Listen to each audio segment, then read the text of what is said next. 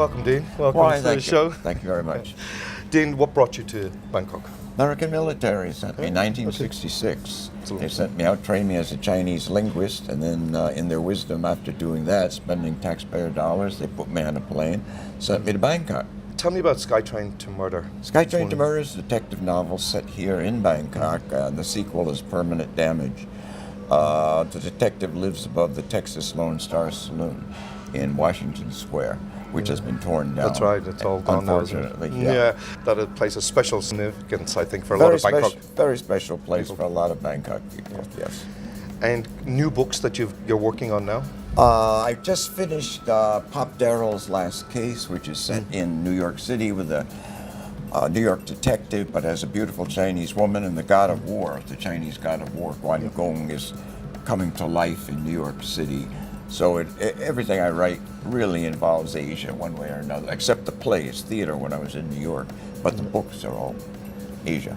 Dean, as a military man, how has that influenced you in your writing and research? Well, my first novel, Memoirs of a Bangkok Warrior, is set in Thailand in the 60s.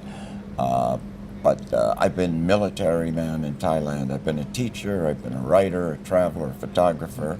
I published and edited Sawadi magazine for Thai International.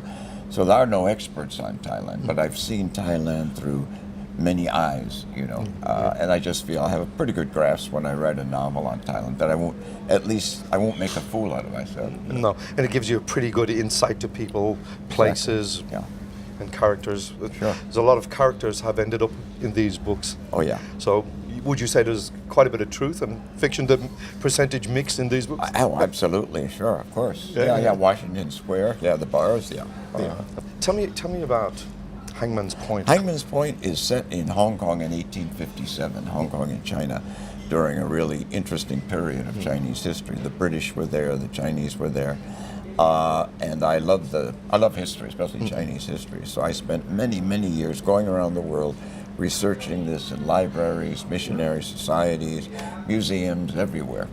I just loved doing it, and then it came out, and now the sequel is up on Thieves' Hamlet is finished, and it's up, but that's only on Amazon Kindle. How long did it take you to finish it, write to it, research put it out? and write took more than a decade. It was the first one, and the interesting thing now, when I did Thieves' Hamlet with Google, now there's Google. I didn't really have to go anywhere. I didn't want to. They've got incredibly old books. I thought they'd only have the covers.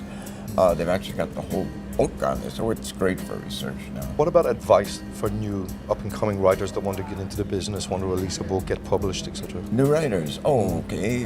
Write. Never stop writing, and read everything.